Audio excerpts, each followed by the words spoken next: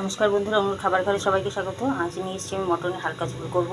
এই গরমে কষা টষা করছি না, সেই জন্য মটনটাকে ভালো করে জল দিয়ে ধুয়ে অনেকবার, তারপরে হলুদ, নুন, লঙ্কা বেটে দিয়েছি, কাঁচা লঙ্কা যে শুকনোটা সেটা বেটে দিয়েছি, আর রসুন, আদা আর এইসব অল্প পেঁয়াজ বেটে আমি একবারে এটাকে ম্যারিনেট করে আধা ঘন্টা রেখে দিয়েছি। এবারে আমি তেল বসিয়েছি, দেখুন তেলে আমি আলু ভেজে নিয়েছি, দেখুন লাল লাল করে আমি আলুটা ভেজে নিয়েছি। এবার আলু ভাজা হয়ে গেছে, এখন আমি ওই তেলে জিরা ফোড়ন দিয়েছি। এবার দিয়ে দেবো পেঁয়াজ আর টমেটো। দেখুন আলু কিছুটা পেঁয়াজ আমি তেলে দিয়ে দিচ্ছি ফ্রাই করার জন্য। এবার তেলে দিয়ে দিচ্ছি, আর গরম মশলাটা আমি না মাখার মধ্যে দিয়ে দিচ্ছি। আমার স্বামী গরম মশলার সেন্টটা অত পছন্দ করে না, দিয়ে দিলাম। আর নুন, লঙ্কার গুঁড়ো তো হলুদ সব দেওয়া হয়ে গেছে। পেঁয়াজটার মধ্যে একটুখানি দিচ্ছি আমি নুন, টমেটো দিয়ে দিচ্ছি।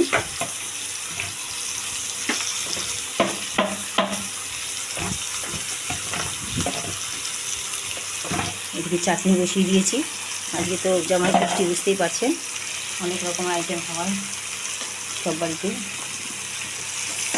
বাজারে থালি সিস্টেম হয়ে গেছে, থালি বিক্রি হচ্ছে হোটেল রেস্টুরেন্টে। আমরা ঘরোয়া পদ্ধতিতে যেটা পারছি ওটাই করছি। দেখুন এবার পেঁয়াজটা ভালো করে ভেজে নেব। আর এই গরমে বেশি ঝাল খেতে পছন্দ করে না আমার জামাই, মেয়ে তো একদমই পারে না খেতে, তাই জন্য আমি একটু কাশ্মীরি লঙ্কার গুঁড়ো দিয়ে দেবো এর মধ্যে।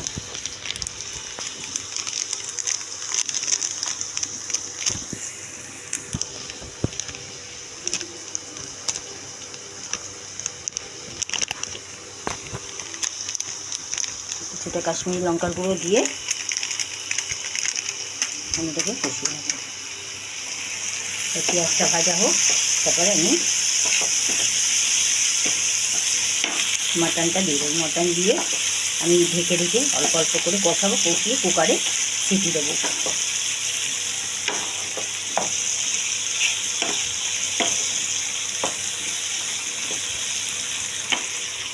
এবার আমি দিয়ে দিচ্ছি মাটন।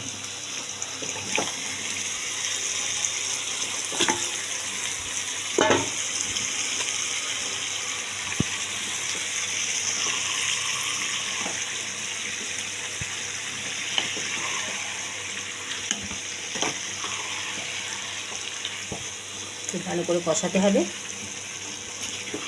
কষিয়ে কুকারে সিটি দিতে হবে, না তো মটন ভালো সেদ্ধ হয় না, আর সেদ্ধ না হলে বেকার হয়ে যায় খাওয়াটা। সেজন্য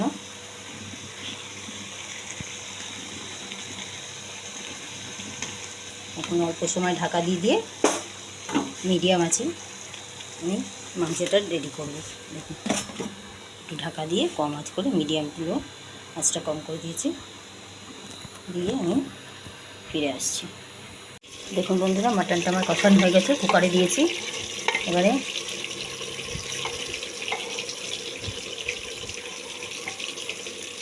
দেখুন কুকারে দিয়ে দিয়েছি, কষানো হয়ে গেছে। এবার আমি কড়াইটা ধুয়ে একটু জল দিয়ে দেবো,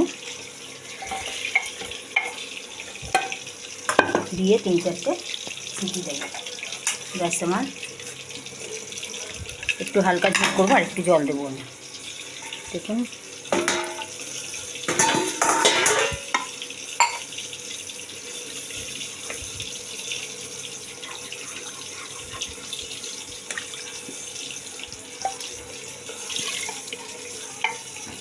আর একটু ঝোল দিয়ে দিলাম, দেখুন লাল মতো ঝোল হবে। তারপরে 4-5টা সিটি দেবো, আবার আলু দিয়ে, পরে আবার ঢাকনা খুলে আবার আলু দিয়ে আরও 2-3টে সিটি দেবো। তাহলেই আমার আজকে মটন রান্না রেডি হয়ে যাবে। আমি ঢাকা দিয়ে দিচ্ছি। দেখুন বন্ধুরা, 6টা সিটি দিয়েছি, মোটামুটি মাংসটা সেদ্ধ হয়ে এসছে।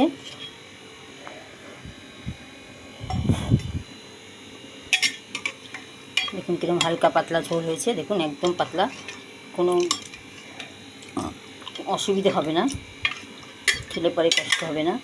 দেখুন একটা মাংস তুলে দেখাচ্ছি কেমন সিদ্ধ হয়েছে, তাহলেই বুঝতে পারবেন। আবার আমি আলু দিয়ে আর কটা সিটি দেবো। দেখুন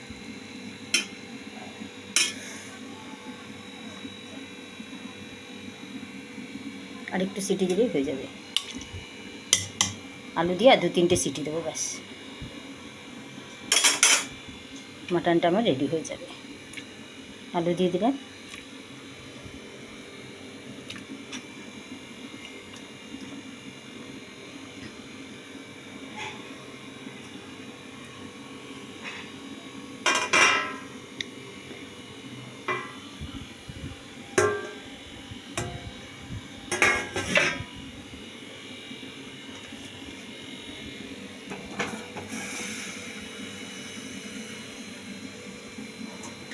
এবার আমি কুকারটা আটকে দেবো, আরও 2-3টে সিটি দেবো, তারপরে ফাইনালি দেখাবো যে কেমন হয়েছে। দেখুন বন্ধুরা, মাটন আমার রেডি। এরকম গরমে যদি হালকা পাতলা ঝোল করে খাওয়া যায় কোনো ক্ষতি করবে না। আর ওই রিচ রেসিপিগুলো করলে একটু কষ্টই হবে জামাইদেরও।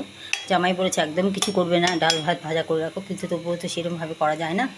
তাই হালকা পাতলা ঝোল, 5 রকম ভাজা, ডাল, চাটনি, পাঁপড়, সামান্য যেরকম আয়োজন করা যায় সেরকম নর্মালি করেছি, যাতে কষ্ট না হয়। গরমে এত গরম পড়েছে, গরমে খেয়ে যাতে কষ্ট না হয়।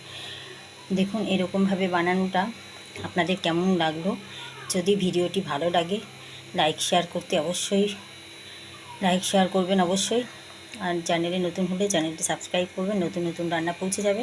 যে যেখান থেকে দেখছেন সকলকে আমার ধন্যবাদ। এরকম রান্না করে খেয়ে দেখবেন, আপনাদেরও আশা করছি ভালো লাগবে। সকলকে আমার ধন্যবাদ।